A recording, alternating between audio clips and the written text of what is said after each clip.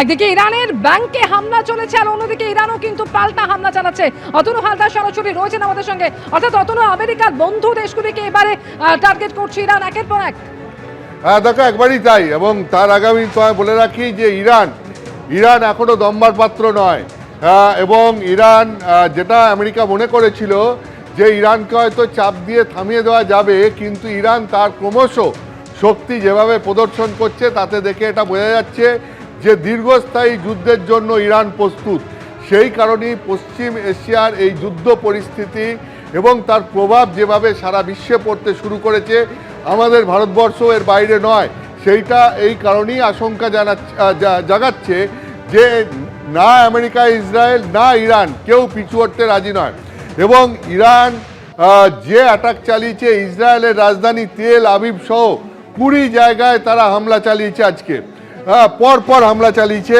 এবং ঠিক এই শুধু এখানে মানে তেল আবিব এবং ইসরায়েলে নয়, এর পাশাপাশি দুবাই বিমানবন্দরে সেখানেও ড্রোন অ্যাটাক চালিয়েছে ইরান। ফলে ইরান তাদের হামলা পরপর চালিয়ে যাচ্ছে। আবার ঠিক পাল্টা ইসরায়েল এবং আমেরিকা তারাও হামলা চালাচ্ছে, এবং তারাও এমনভাবে হামলা চালাচ্ছে যে এখন পর্যন্ত ইরানের 16টা যুদ্ধজাহাজ, যে যুদ্ধজাহাজগুলো মূলত মাইন লাগানোর কাজ করে, অর্থাৎ জলে তারা বিভিন্ন জায়গায় গিয়ে মাইন লাগিয়ে আসে যে শত্রুপক্ষের জাহাজগুলো যদি সেইখান দিয়ে ঢুকতে চায় তাহলে মাইন বিস্ফোরণে সেই জাহাজগুলো নষ্ট হবে। এই রকম ইরানের 16টা যুদ্ধজাহাজকে আমেরিকা ধ্বংস করে দিয়েছে। শুধুমাত্র তাই নয়, ইরানের একটা ব্যাংকে ইসরায়েল হামলা চালিয়েছে। অন্যদিকে ঠিক ইরান আবার পাল্টা হুঁশিয়ারি দিয়েছে যে পশ্চিম এশিয়ায় আমেরিকার যে বন্ধু দেশগুলো রয়েছে সেই সমস্ত দেশে যে ব্যাংকগুলো রয়েছে সেখানে হামলা চালাবে বলে। এবং সেই হুঁশিয়ারিতে তারা বলেছে যে ব্যাংকের 1 কিলোমিটারের মধ্যে সাধারণ মানুষ যেন না যায়, কারণ তারা এবার পাল্টা টার্গেট হিসাবে ব্যাংকগুলিকে বেছে নিচ্ছে। ঠিক এই অবস্থায় কাতারে সতর্কতার মাত্রা বাড়ানো হয়েছে এবং সাধারণ মানুষকে কাতারে বাড়ি থেকে না বেরোনোর পরামর্শ দেওয়া হয়েছে। ফলে যুদ্ধ পরিস্থিতি যত সময় যাচ্ছে ততই ঘোরালো হচ্ছে।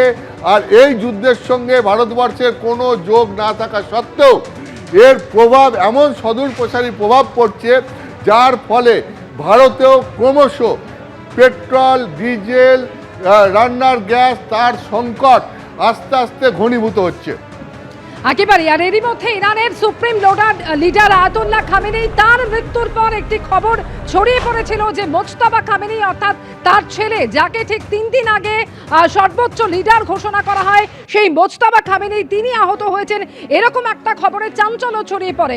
সেই বিষয়ে সর্বশেষ কি খবর পাওয়া যাচ্ছে ইরান সূত্রে? দেখো, আজকে সকাল থেকেই যে খবরে চাঞ্চল্য ছড়িয়েছিল যে আয়াতুল্লাহ খামেনি, যাকে আজ থেকে ঠিক 11 দিন আগে আমেরিকা এই আয়াতুল্লাহ খামেনি, যিনি ইরানের সুপ্রিম লিডার ছিলেন, তাকে আমেরিকা হত্যা করে। শুধু তাকে নয়, তার ডাউন দ্য লাইন যে সমস্ত একদম ইরানের নেতৃত্বস্থানীয় যারা ছিলেন তাদেরকেও আমেরিকা হত্যা করে, এবং আয়াতুল্লাহ খামেনির কয়েকজন আত্মীয় স্বজনকেও হত্যা করে।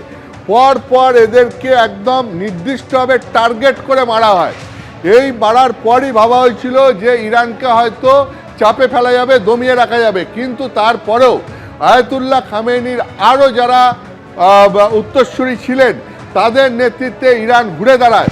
এবং তারপর তারা ঠিক করে যে আয়াতুল্লাহ খামেনির ছেলে মোজতাবা খামেনি, তাকে তারা এবার সুপ্রিম লিডার করবে। এবং 3 দিন আগে মোজতাবা খামেনিকে সুপ্রিম লিডার হিসাবে ঘোষণা করে তার সম্মানে সোজা মিসাইল মারে ইরান।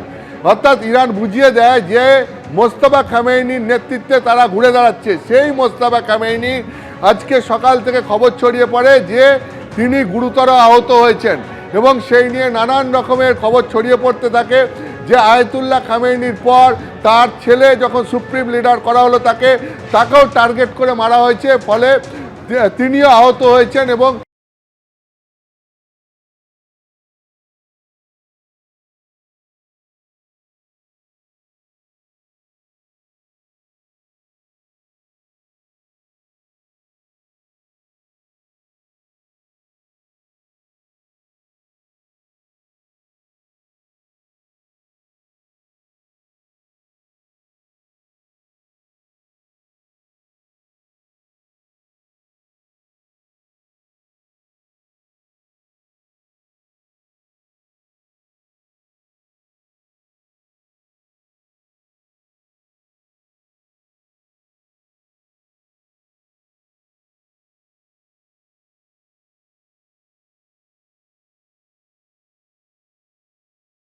এবিপি আনন্দ, এগিয়ে থাকে, এগিয়ে রাখে।